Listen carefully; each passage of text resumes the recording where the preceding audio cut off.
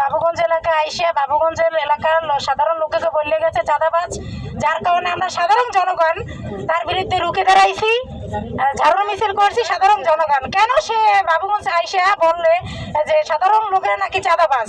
উনি কি সাথে আসলে? উনি কি দেখছে? উনি এই কথা কেন বলছে? যার জন্য সাধারণ জনগণ ঠেকবে গেছে, তার ঈদের স্লোগান মিছিল জানাইতেছি। আমরা চাই যে সে দূর থেকে আসে কিসের জন্য আমাকে বাবুগঞ্জকে চাঁদাবাজি বলে গেছে, আমরা তার বিরুদ্ধে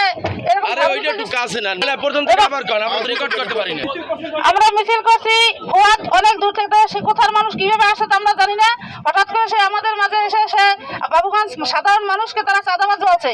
আমরা চাই না যে সে চাঁদাবাজ বলে এখানে যাও, আমরা তার চাঁদাবাজি বলার কারণে তার জন্য তার বিচার চাই। আমরা যদি তার বক্তব্য আমরা সাধারণ জনগণ তার বিচার চাই।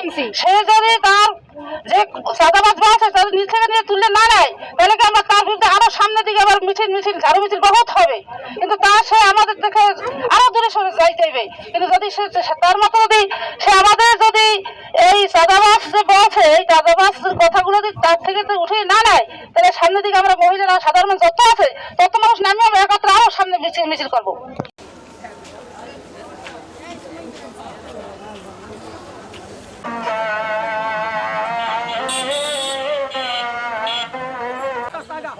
না দাঁড়ান